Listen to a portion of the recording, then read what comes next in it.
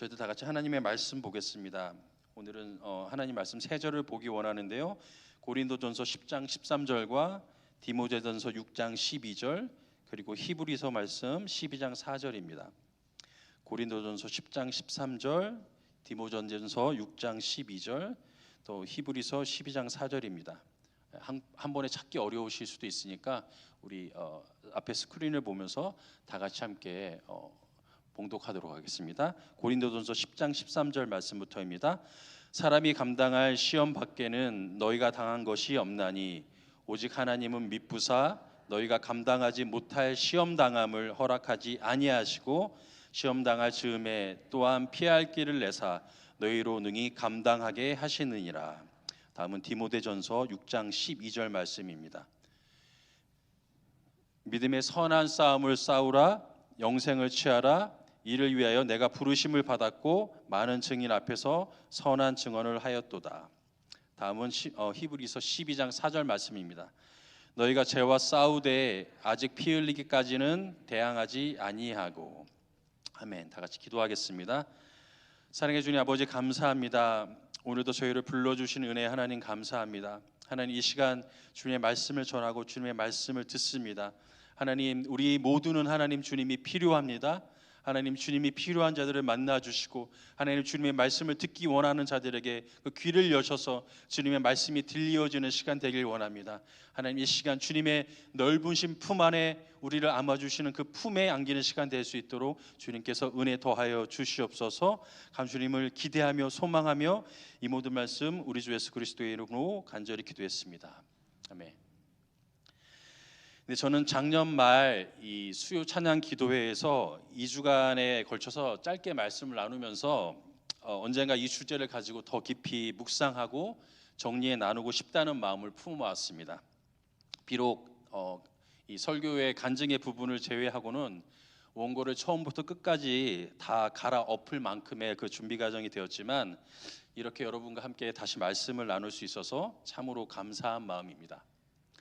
여러분 요즘 이 포틀랜드의 겨울을 지나며 무엇에 가장 마음을 쓰고 계십니까? 이 으스스하게 추운 날씨와 또 우기 속에서 우리는 불청객처럼 찾아오는 감기 때문에 참 애를 먹습니다. 저 역시 건강만큼은 자신하던 사람이었지만 작년에 독감 주사까지 맞았음에도 불구하고 감기가 2번이나 걸리며 톡톡히 고생을 했습니다. 그러면서 다시금 깨달은 것이 하나 있습니다. 이 감기란 놈은 다 나은 듯 하다가도 어느새 다시 찾아오곤 한다는 사실입니다. 우리의 영적인 삶도 그렇지 않습니까?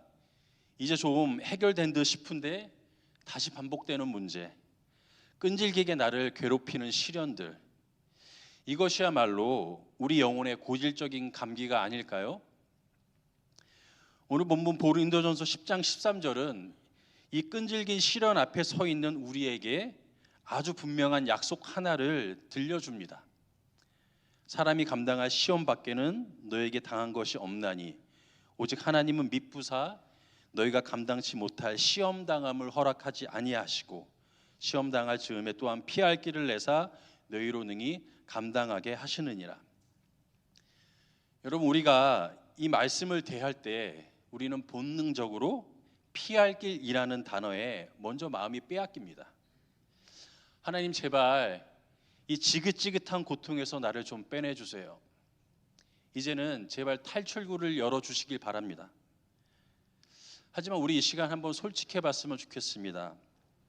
주님은 언제나 여러분이 기대하셨던 그 시간에 또 여러분이 상상했던 그 방식으로 탈출구를 열어주셨습니까? 피할 길을 주신다는 약속은 분명한데 왜 나의 현실은 여전히 캄캄하고 끝이 보이지 않는 터널 그대로입니까? 우리는 오늘 이 말씀을 통해서 우리가 붙잡아야 할 진짜 소망이 무엇인지 확인하려 합니다. 그것은 상황이 종료되는 탈출구가 아니라 우리의 인생을 끝까지 책임지시는 약속의 주님, 그분 자체가 우리 인생의 가장 완벽한 피할 길임을 함께 바라보길 원합니다. 13절을 더 깊이 묵상해 보겠습니다. 성경은 분명히 선포합니다. 사람이 감당할 시험 밖에는 너에게 당한 것이 없나니. 현대어 성경은 이를 더 직설적으로 번역하고 있습니다. 여러분에게 다가오는 시험은 새로운 것도 별 다른 것도 아닙니다. 여러분, 이 말씀은 그저 마음을 달래주기 위한 가벼운 위로가 아닙니다. 오히려 고난의 한복판에도 하나님을 끝까지 신뢰하라는 실제적인 이 믿음의 실천을 요구하는 주님의 준엄한 명령이라고도 할 수 있습니다. 물론 이 시련의 무게를 객관적으로 비교하기란 쉽지 않습니다. 욥이 겪었던 그 혹독한 시련이 당장 우리에게 닥친다면 과연 우리 중 그 누가 온전한 믿음으로 버텨낼 수 있다고 자신할 수 있겠습니까? 그러나 본문은 우리에게 감추어진 영적 진실 하나를 보여줍니다. 우리가 겪는 시련은 예상치 못한 사고처럼 결코 우연히 찾아온 사실이 아니라는 것입니다. 모든 시련은 하나님의 주권 아래에 있습니다. 주님의 통제를 벗어난 고통은 단 하나도 없다는 사실을 우리가 기억해야 하겠습니다. 여기서 감당할 수 있다라는 말은 우리의 초인적인 인내심을 뜻하지 않습니다.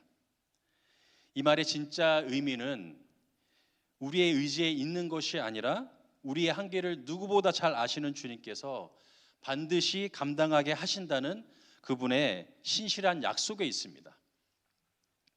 즉 믿으신 하나님께서 우리와 함께 계시기에 그 시험은 결국 주님에 의해서 감당되어지는 것임을 믿으시길 바랍니다. 왜 그렇습니까? 이 시련의 크기보다 더 중요한 본질은 그 시험을 허락하시고 통제하시는 주권자가 바로 우리 하나님이시기 때문입니다. 여러분, 때로는 이 하나님의 주권이라는 말이 정말 차갑게 느껴질 때가 있습니다. 하나님이 다 아신다면 왜 내 현실은 이토록 무겁고 아픈가라는 탄식이 나올 수도 있습니다. 그러나 여러분 잊지 마십시오. 하나님의 주권은 우리를 향한 아버지로서의 무한한 책임감을 의미합니다. 시험의 주권이 하나님께 있다는 것은 고난의 시작과 끝을 하나님이 직접 붙들고 계신다는 의미입니다. 우리가 고난을 통과할 수 있는 이유는 우리에게 초인적인 힘이 있어서가 절대 아닙니다. 그 시련을 허락하신 분이 나를 위해 하나뿐인 아들까지 내어주신 사랑의 아버지이시기에 그분이 결코 나를 무너지도록 내버려 두지 않으실 것을 믿기 때문입니다. 하나님의 주권은 우리를 억압하는 권력이 아니라 우리가 휩쓸려 떠내려가지 않도록 붙드시는 가장 안전하고 강력한 손길입니다. 고린도전서 13절의 약속을 온전히 이해하려면 사실은 먼저 앞선 1절부터 12절까지의 이 배경을 살펴보아야 합니다. 바울은 이 구절들을 통해서 이스라엘 백성들이 하나님의 이 전폭적인 은혜를 입었음에도 불구하고 왜 우상 숭배와 원망, 불순종의 늪에 빠져 무너졌는지를 보여줍니다. 여기서 우리가 주목해야 할 사실이 있습니다. 바울이 말하는 시험은 단순히 우리를 힘들게 하는 외부적인 고난만을 의미하지 않습니다. 원어적 의미에서 이 시험은 우리를 죄로 유혹하는 템테이션의 성격이 강합니다. 이 이스라엘 백성들에게 진짜 닥친 시험은 이 광야라는 척박한 환경 자체가 아니라 그 환경 속에서 하나님을 원망하고 우상을 만들고 싶은 마음의 유혹이었습니다.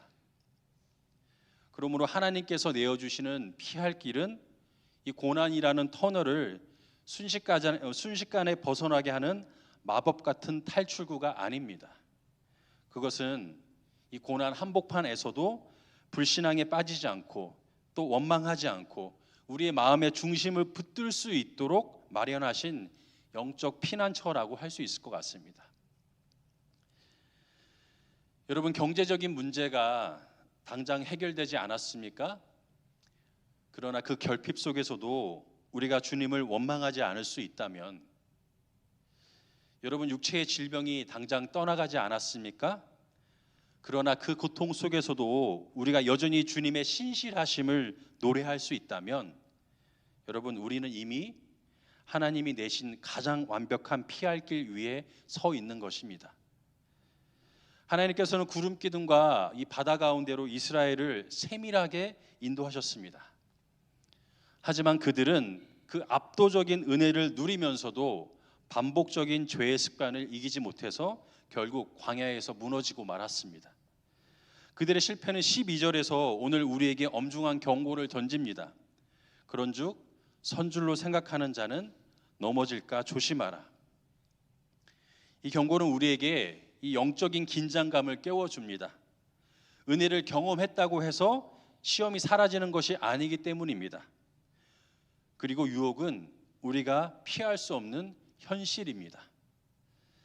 그러나 중요한 것은 그 현실에 함몰되는 것이 아니라 나를 포기하지 않으시는 이 하나님의 성품을 붙드는 것입니다. 이 시련의 무게보다 훨씬 더 중요한 본질은 그 시험을 허락하시고 통제하시는 주권이 바로 우리 하나님께 있다는 사실입니다. 이 믿음이 이 배의 닷처럼 우리 영혼을 붙들 때 우리는 비로소 어떤 상황에서도 다시 일어설 용기를 얻게 됩니다. 여러분, 아마 매년 저처럼 많은 분들이 예방 차원에서 독감 주사를 맞으실 겁니다. 하지만 이 주사 한 방으로 모든 감기 바이러스를 완벽히 막아낼 수는 없습니다. 우리의 삶도 이와 같습니다. 아무리 뜨겁게 기도하고 매주일 혹은 매일 예배를 드려도 피할 수 없는 시련은 불청객처럼 우리 삶의 문을 두드리기 마련입니다. 특히 이 동일한 문제가 반복될 때 우리는 그것을 단순히 재수가 없거나 또 운이 나쁜 것으로 치부해서는 안 됩니다. 그것은 우리를 빚으시는 이 하나님의 세밀한 연단의 시간일 수도 있고 또 하나님 앞에서 내 삶의 방향을 다시 점검하라는 주님의 사랑 어린 경고일 수도 있기 때문입니다. 이때 우리에게 필요한 것은 이 현실 도피나 회피가 아닙니다. 그 시험 앞에서 멈춰 서는 것이 아니라 오히려 주님의 손을 잡고 한 걸음 한 걸음 정면으로 내딛는 용기가 필요합니다. 주님의 자녀로서 우리는 우리의 한계를 뛰어넘어 주님이 예비하신 승리를 맛보는 그 영적 승리의 경험이 반드시 필요합니다. 오늘 여러분이 마주한 이 시련과 반복되는 문제 속에서도 여러분 여전히 주님이 허락하신 그 주님의 그 주권의 길 위에 서 있다는 사실을 여러분들 기억하셨으면 좋겠습니다. 그 길 위에서 주님과 끝까지 동행할 때 우리의 믿음은 비로소 성숙해지며 세상이 줄 수 없는 참된 승리를 경험하게 될 것입니다. 여기서 시험을 돌파한다는 것은 내 의지나 힘으로 이겨낸다는 것이 아닙니다. 그것은 광야에 길을 내시고 또 사막에 강을 내시는 약속의 주님을 신뢰하며 그 시험 한복판에서 주님이 예비하신 감당할 길을 선택하는 것입니다. 내 힘을 의지하는 자만은 위기 앞에서 쉽게 절망으로 변하지만 주님을 신뢰하는 겸손은 어떤 상황에서도 주님이 내신 길을 찾아냅니다. 본문은 분명히 말씀합니다. 오직 하나님은 미쁘사 너희가 감당치 못할 시험 당함을 허락치 아니하시고, 즉 우리의 연약함을 아시는 주님께서 감당할 수 없는 시험은 허락치 아니하심으로 우리는 전적으로 그분만 신뢰해야 하겠습니다. 심지어 사단이 우리를 무너뜨리려 쳐놓은 유혹의 덫조차도 결국은 하나님의 주권 아래 있습니다. 본문은 이렇게 약속합니다. 시험 당할 즈음에 또한 피할 길을 내사 너희로 능히 감당하게 하시느니라. 즉 하나님은 우리의 유혹과 우리가 유혹과 시험을 만날 때 우리가 가야 할 길을 정확히 보여주시는 분입니다. 그렇다면 결국 진정한 신앙이란 무엇입니까? 내 눈에 보이는 즉각적인 탈출구를 찾아 헤매는 것이 아니라 시험의 한복판에서 진정한 피할 길이 되시는 주님의 품 안으로 더 깊이 또 더 가까이 파고 들어가는 것이라고 할 수 있습니다. 그런데도 우리는 왜 시험 앞에서 자꾸만 하나님을 놓치고 흔들릴까요? 하나님의 주권을 잘 알고 또 믿으신 성품을 배워도 이 고난의 현장에만 서면 왜 모든 것이 무너져 내리는 것일까요? 그 이유는 분명합니다. 바로 우리 마음을 장악해버린 두려움 때문입니다. 이 두려움이 하나님의 약속보다 커 보이기 시작할 때 우리는 길을 잃게 됩니다. 그때 우리의 마음속에는 끊임없이 이런 질문들이 맴돌게 됩니다. 과연 내가 이 시험을 이겨낼 수 있을까? 문제가 끝내 해결되지 않으면 어떻게 하지?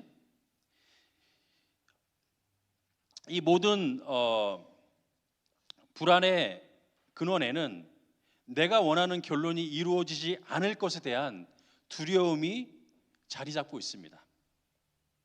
물론 우리가 바라는 결과가 주님의 뜻과 일치할 때도 있습니다. 하지만 설령 그렇지 않더라도 모든 일이 주님의 주권 아래에 있음을 우리가 신뢰한다면 결과가 내 예상과 달라도 하나님께서 항상 가장 좋고 선한 길로 인도하신다는 그 믿음을 우리는 가질 수 있습니다. 오늘 설교를 준비하면서 예전에 그 새롭게 하소서라는 그 유튜브 방송에서 방영된 유명 방송인이었던 이지 사모님의 간증이 떠올랐습니다. 사모님은 하나님께서 약 8년이라는 긴 시간 동안 아무런 활동 없이 거의 백수와 같은 이 상태로 지내게 하시며 자신을 훈련하셨다고 고백합니다. 그 8년 동안 사모님을 가장 괴롭혔던 이미지는 바로 터널이었습니다. 빛 한 점 보이지 않는 그 긴 터널이 마치 끝날 것 같지 않은 이 자신의 인생 같아서 터널을 지나는 것 자체가 끔찍히도 싫었다고 합니다. 그런데 하필이면 아버지 산소를 찾아갈 때마다 아주 길고 어두운 터널을 반드시 지나야만 했다고 합니다. 사모님은 그 터널을 지날 때마다 이렇게 기도했습니다. 하나님, 이 터널이 너무 싫어요. 언젠가는 빠져나올 걸 알지만 제발 너무 길지만은 않았으면 좋겠어요. 대신 버틸 수 있는 힘이라도 주세요. 그러던 어느 날 아버지 산소로 가는 길에 앞이 거의 보이지 않을 정도로 무서운 폭우가 쏟아졌습니다. 차를 세울 수도 옆으로 피할 길도 전혀 없는 정말 절박한 상황이었습니다. 그렇게 두려움 속에서 간신히 운전하다가 자신이 그토록 싫어하던 바로 그 터널 안으로 들어가는 순간 사모님은 놀라운 사실을 깨닫게 됩니다. 이 폭우가 쏟아지는 세상에서 그 길고 어두운 터널 안이 가장 안전한 장소라는 사실이었습니다. 그때 사모님의 입술에서 이런 고백이 흘러나왔다고 합니다. 하나님, 차라리 이 터널이 조금 더 길었으면 좋겠습니다. 그 순간 깨달은 것입니다. 자신이 그렇게 고통스럽다고 여겼던 인생의 터널 같은 시간들이 사실은 우리의 연약함을 아시는 주님께서 거센 풍랑으로부터 자신을 보호하기 위해 쳐두신 하나님의 날개 그늘 아래였음을 말입니다. 여기서 우리는 성경이 말하는 피할 길의 진정한 의미를 발견합니다. 원어로 이 피할 길은 문자 그대로 출구 혹은 탈출구입니다. 우리는 흔히 이 출구가 이 캄캄한 터널의 저 끝에 있을 거라고만 생각합니다. 그래서 우리의 기도는 늘 한 방향으로 흐르곤 합니다. 하나님, 이 터널이 하루라도 빨리 끝나게 해주세요. 제발 여기서 빨리 나가게만 해주세요. 하지만 여러분, 만약 하나님이 예비하신 출구가 터널의 끝이 아니라 지금 여러분이 서 있는 그 터널 한복판에 있다면 어떻겠습니까? 이처럼 하나님의 탈출 방식은 종종 우리의 예상을 뛰어넘습니다. 하나님은 폭우를 즉시 그치게 하시거나 우리를 그 터널에서 즉시 꺼내주시는 대신 오히려 터널 한가운데서 우리와 함께 걷는 방식을 택하십니다. 폭풍우는 여전하지만 주님의 손을 잡게 하심으로 우리를 보호하시는 것입니다. 하나님이 사랑하시는 여러분, 터널을 지나가는 그 상황은 이전과 동일할 수 있습니다. 현실의 문제는 여전히 그대로일 수 있습니다.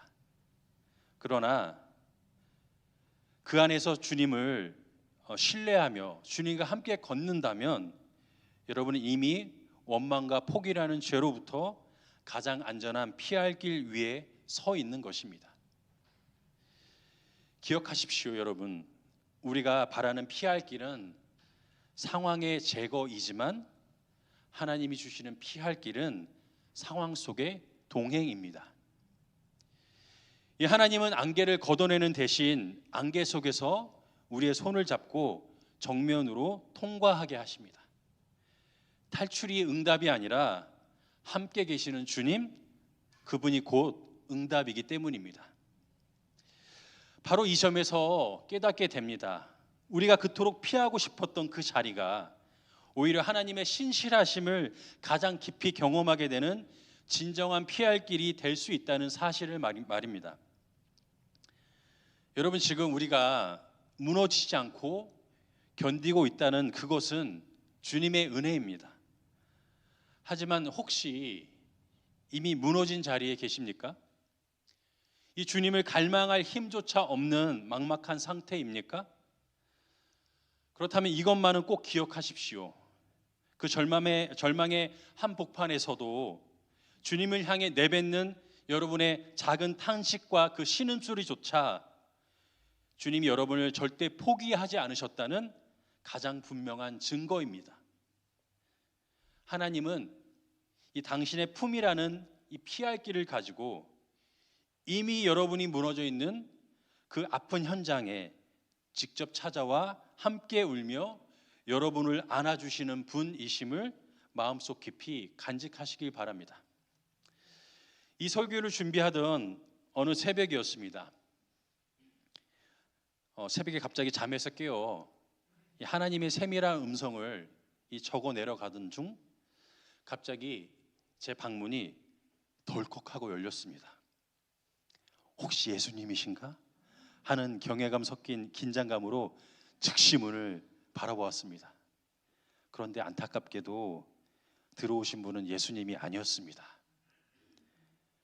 그 대신 저기 뒤에 보니까 와 있는데 무서운 꿈을 꿨다며 아빠와 자고 싶다고 찾아온 제 아들이었습니다. 이 아이를 침대에 눕히고 이불을 덮어주자마자 이 아이는 마치 빛의 속도처럼 곧바로 깊은 잠에 빠져들었습니다. 이 아빠 품이라는 사실 하나만으로도 모든 공포를 잊고 코까지 골며 자는 모습을 보는데 제 마음에 그 순간 묵직한 울림이 찾아왔습니다. 그래, 우리 하엘이는 이 부족한 아빠를 전적으로 신뢰하기에 내 품 안에서 저토록 평안히 잠드는구나. 그렇다면 나는 나를 죽기까지 사랑하시는 전능자 하나님 아버지를 진정 우리 하엘이처럼 온전히 신뢰하고 있는가? 돌아보면 저 역시 주님이 가라 하시는 그 길이 불확실해 보일 때가 많았습니다. 하지만 그때마다 아버지를 신뢰하며 발걸음을 뗐을 때 주님은 제가 늘 계획했던 것보다 훨씬 더 선한 길로 인도해 주셨습니다. 하지만 여러분 앞에 솔직히 고백합니다. 저에게도 여전히 피하고 싶고 죽도록 들어가기 쉽지 않은 캄캄하고 긴 터널이 있습니다. 그 터널 앞에 서면 저 역시 작아지고 두려움이 엄습해 옵니다. 그런데 오늘 저는 여러분 앞에서 용기를 내어 그 터널 안으로 들어가 보려 합니다.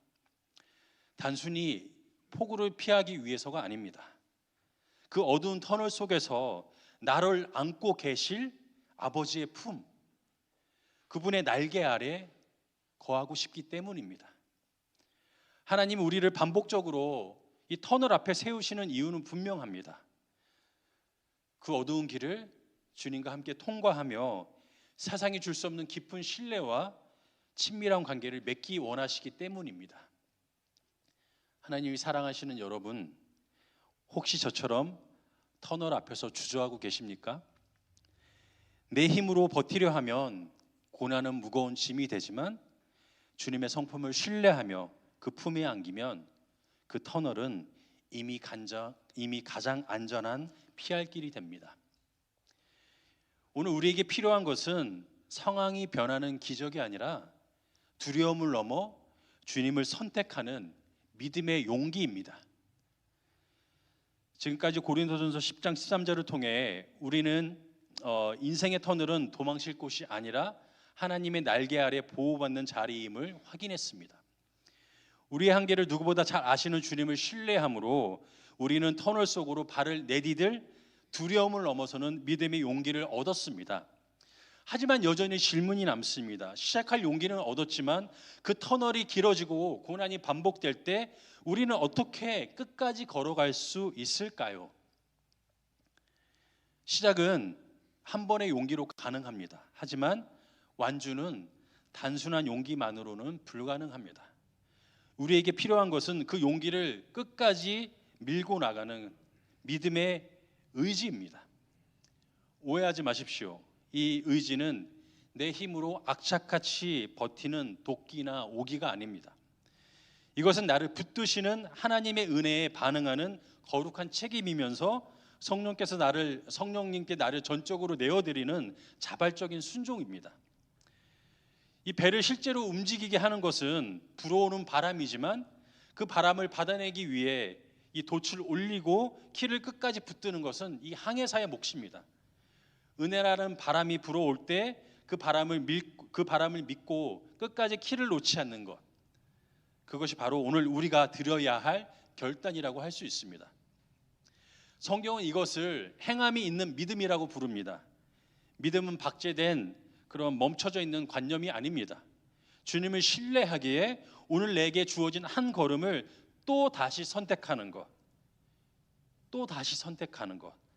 그 치열한 의지의 선택을 통해 믿음은 비로소 살아 움직이게 됩니다. 이것이 바로 우리가 고난의 터널 속에서 길을 잃지 않고 끝까지 완주하게 하시는 하나님의 방식입니다. 이 말씀을 묵상할 때 떠오르는 말씀이 있습니다. 여러분이 잘 아시는 믿음의 선한 싸움을 싸우라라는 말씀입니다. 여러분, 왜 성경은 이 싸움을 그냥 싸움이 아닌 선한 싸움이라고 부를까요? 이것은 누군가를 이기려는 언쟁이나 남보다 앞서려는 세상의 경쟁이 아니기 때문입니다.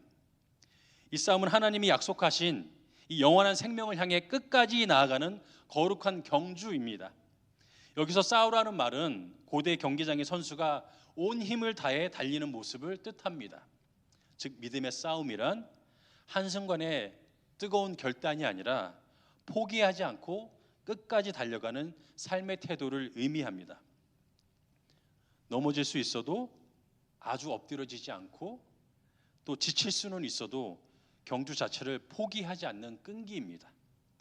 결국 이 싸움은 타인이 아닌 내 안에 죄된 본성과의 싸움입니다. 이 정도면 충분해, 굳이 그렇게까지 힘들게 순종할 필요가 있어? 라며 적당히 안주하려는 내 안의 속삭임과 싸우는 것입니다. 나를 놓지 않으시는 그 하나님의 성품을 끝까지 의심하지 않도록 내 마음을 지키는 싸움, 그것이 바로 우리가 싸워야 할 선한 싸움입니다. 여러분, 사람은 명분이나 보상 없는 싸움을 오래 지속할 수 없습니다. 우리가 싸워야 할 한 가지, 얼마나 영광스러운 것인지를 분명히 깨달을 때에만 우리는 비로소 그 싸움을 끝까지 완수할 믿음의 의지를 갖게 됩니다. 그렇다면 이 선한 싸움을 싸워야 하는 가장 근본적인 목적이 무엇일까요? 존 파이퍼 목사님은 이 질문에 대한 명확한 답을 제시하시는데, 그것은 하나님만이 주실 수 있는 참된 기쁨을 지켜내는 것입니다. 존 파이퍼 목사님은 매일 아침 눈을 뜰 때마다 하나님보다 SNS를 먼저 보고 싶은 이 욕구와 처절하게 싸운다고 고백합니다. 세계적인 신학자임에도 영적 전쟁은 거룩한 거창한 도덕적인 결단이 아니라 오늘 아침 내 마음의 첫 자리를 누구에게 내어줄 것인가 하는 사소하지만 이 치열한 우선순위의 싸움이었습니다. 이런 대단한 목사님의 일상조차 매일이 이런 치열한 전쟁터라면 우리 중 그 누가 이 옛 자와의 싸움에서 예외일 수 있겠습니까? 저는 단순한 싸움이라는 표현보다 전쟁이라는 단어가 우리에게 더 합당한 영적인 경각심을 준다고 생각합니다. 싸움은 일시적인 갈등일 수 있지만 전쟁은 우리의 생존이 걸린 치열한 삶의 현장이기 때문입니다. 그러나 우리의 삶 속에는 어느새 이 전쟁을 전쟁으로 여기지 않는 안일함이 자리 잡았습니다. 그저 내 삶이 평안하고 가정에 아무런 문제가 없으면 그 상태를 마치 은혜의 전부인 것처럼 여기며 우리의 인생을 끝까지 책임지시는 이 약속의 주님을 향한 이 영적 긴장감을 놓치고 있지는 않은지 우리를 한번 자신을 돌아봐야 하겠습니다. 여러분, 서서히 이 뜨거워지는 물속의 개구리처럼 주님 여기가 좋사오니라는 이 안일함 속에 우리가 갇혀 있지는 않습니까?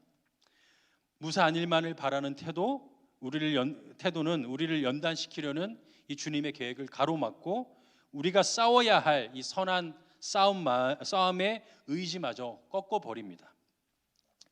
이 전쟁은 대적하지 않으면 우리의 영혼을 소리 없이 잠식합니다. 적당히 타협하게 하여서 싸울 의지 자체를 마비시키는 것, 그것이 바로 우리를 무너뜨리려는 사단의 가장 교묘한 전략입니다. 그래서 히브리서 기자는 12장 4절에서 우리에게 이렇게 경고합니다. 너희가 죄와 싸우되 아직 피 흘리기까지는 대항하지 아니하고. 이 말씀은 날마다 우리가 유혹과 씨름하며 살아가고는 있지만 정작 죽음을 각오하고 죄와 맞서야 할 그 결정적인 자리에까지는 좀처럼 나아가지 못했다는 우리를 향한 준엄한 지적입니다. 하지만 여러분 기억하시길 바랍니다. 히브리서 기자가 이 편지를 쓴 진짜 이유는 우리를 정죄하기 위함이 아닙니다.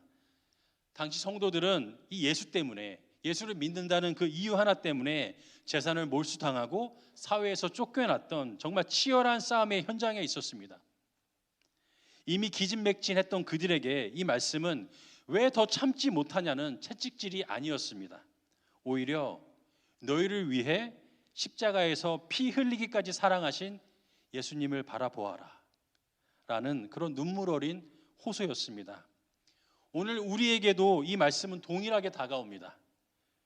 이것은 왜 이것밖에 못 싸우냐는 책망이 아니라 너희가 외롭게 싸우고 있는 바로 그 현장에 이미 피 흘려 승리하신 예수님이 지금도 너와 함께 계신다는 강력한 사랑의 약속입니다.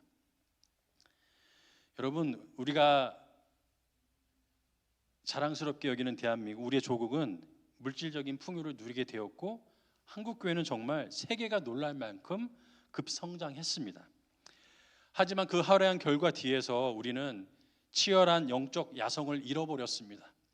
어느덧 우리의 신앙은 하나님이 아닌 편안함에 안주하는 시대를 살아가고 있습니다. 화려한 물질적 풍요와 이 고상해 보이는 삶이 마치 그리스도인의 당연한 권리인 것처럼 여겨지기 시작했고 우리는 어느새 고난 없는 안락함이 하나님의 축복이라고 착각하게 되었습니다. 그러나 우리의 부모님 세대는 달랐습니다. 그들은 풍요 대신 주님을 택했고 죽음을 각오하며 삶의 현장에서 그분의 이름을 부르며 살았습니다. 들은 말씀을 어떻게든 삶으로 살아내기 위해서 정말 처절하게 발버둥을 쳤습니다.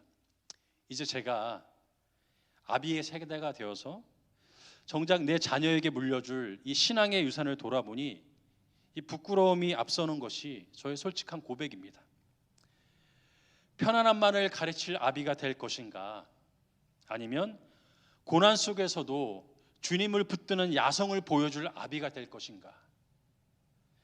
여러분, 초대교회 성도들은 세상이 보기에 정말 미련해 보였지만 그들 안에는 참 보아이신 예수 그리스도가 있었습니다. 그리고 기억하십시오. 그 보아는 오늘 예수 그리스도를 주라 시인하는 저와 여러분 안에도 동일하게 살아 역사하고 있습니다. 설교를 준비하면서 한 선교사님 부부와 나누었던 교제가 떠올랐습니다. 그분은 이 시편 37편의 말씀으로 저를 격려해 주셨습니다. 또 여호와를 기뻐하라. 그가 내 마음의 소원을 내게 이루시리로다. 그리고 여호와 앞에 잠잠하고 참고 기다리라. 이 말씀을 풀어 설명하시며 그분은 유독 한 단어를 정말 수십 번 강조하셨습니다. 바로 perseverance라는 영어 단어였습니다. 그것은 끈질긴 인내를 의미합니다. 성경이 말하는 참고 기다리라는 것은 단순히 시간이 지나가기를 견디는 이 페이션스가 아닙니다. 그것은 우리의 한계를 누구보다도 잘 아시는 주님을 신뢰하며 어떠한 상황 속에서도 이를 꽉 깨물고 끝까지 포기하지 않고 견뎌내는 이 perseverance라는 그런 의미입니다. 마지막으로 믿음의 선한 전쟁이 무엇인지를 온 삶으로 증명해낸 한 집사님의 이야기를 나누었으면 좋겠습니다. 정말 유복한 환경에서 자랐지만 인생의 밑바닥까지 추락했던 집사님은 그 절박함 속에서 하나님을 만났습니다. 하지만 그 고난의 터널은 생각만큼 쉽게 끝나지 않았습니다. 결혼 후에도 과거의 죄된 습관은 정말 끈질기게 따라 붙었고 급기야 남편에게 폭력을 행사하는 자신의 괴물 같은 모습을 보며 그녀는 깊은 절망에 빠졌습니다. 불안과 분노, 약물 치료의 고통 속에서 그녀가 선택한 것은 도피가 아니라 치열한 전쟁이었습니다. 이 아이들이 어린이집에 가는 단 2시간, 그녀는 주머니에 있던 전 재산 14만 원을 들고 동네 독서실로 달려가서 곧바로 등록을 했습니다. 그리고 그 2시간 동안 하나님의 말씀 앞에 정말 죽기 살기로 매일마다 매달렸습니다. 오직 말씀만이 유일한 피할 길임을 본능적으로 알았기 때문입니다. 그렇게 말씀을 통해서 왕의 딸이라는 자신의 정체성을 회복하며 술과 담배는 끊어졌지만 남편을 향한 폭력만큼은 쉽게 멈추지 않았습니다.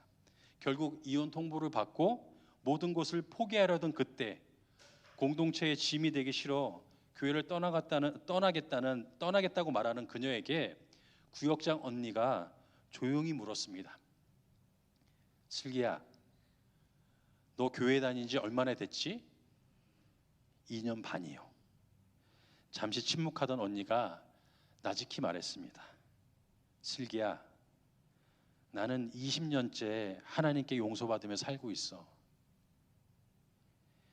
이 한마디는 그녀에게 정말 거대한 복음의 파도가 되어 밀려왔습니다. 나만 이런 싸움을 하고 있는 게 아니구나. 우리 모두가 하나님의 용서라는 날개 아래 겨우 버티며 서 있는 존재들이구나. 그 순간 그녀는 깨달았습니다. 주님이 예비하신 가장 안전한 피할 길은 고난이 사라진 환경이 아니라 죄인인 서로의 허물을 덮어주는 공동체의 사랑 그 자체였음을 말입니다. 그날 이후 하나님은 그 가정을 만지기 시작하셨습니다. 죄인인 자신을 죽기까지 사랑하시는 하나님을 깊이 경험하자 부부가 울며 회개하는 기적이 일어났고 마침내 폭력의 사실은 끊어졌습니다.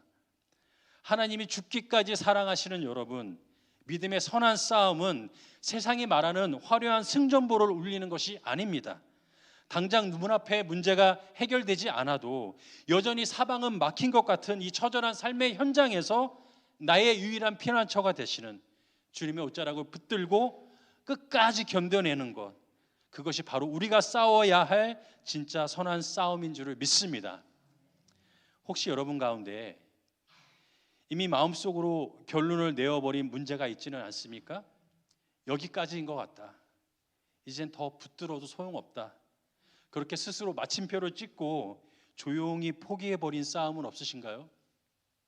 그렇다면 이 시간 주님 앞에서 한 가지 질문만 정직하게 던져보시기 바랍니다. 나는 이 문제를 두고 정말 피 흘리기까지 하나님께 나 자신을 내어드린 적이 있는가? 우리 잠시 눈을 감아 보겠습니다.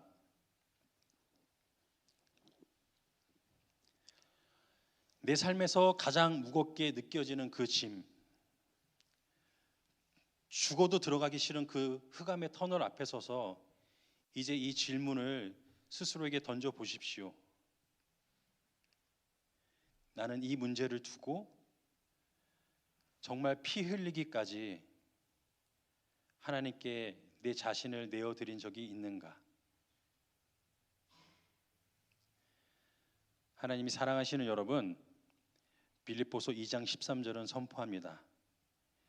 너희 안에서 행하시는 이는 하나님이시니 자기의 기쁘신 뜻을 위하여 너에게 소망을 두고 행하게 하시나니. 그렇습니다. 우리가 끝까지 버티겠다고 마음을 먹는 그 찰나의 결단조차, 그 순간조차 사실은 성령님께서 우리 마음에 소원을 부어주신 은혜의 결과입니다. 그러니 오늘 이렇게 고백합시다. 주님, 제가 주님의 손을 놓지 않겠습니다. 그러니 주님, 제 손을 더 꽉 붙들어 주십시오. 여러분, 우리 주님은 이미 승리하셨고 우리는 그 승리 안에서 이 길을 걷고 있습니다. 지금 여러분이 싸우고 있는 이 전쟁은 결과를 알 수 없어 불안해해야 하는 싸움이 아닙니다. 이미 승리하신 주님의 뒤를 따라 그 승리를 내 것으로 믿음으로 취하며 끝까지 견뎌내는 싸움입니다. 그러므로 내 인생을 끝까지 책임지시겠다고 약속하신 주님의 의지, 그리고 그 전능하신 능력을 신뢰하십시오. 그 힘을 의지하여 오늘 우리에게 맡겨진 이 영적 싸움을 끝까지 이어가시길 바랍니다. 그렇게 이제 우리 믿음의 용기를 냅시다.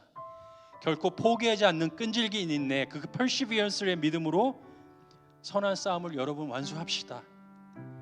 그리하여 마침내 정말 그 터널 끝에서 주님이 약속하신 참된 기쁨과 영원한 생명을 모두 취하는 저와 여러분이 되기를 주님의 이름으로 간절히 축원합니다. 우리 그 마음 가지고 우리 찬양하며 나아가겠습니다. 나의 영혼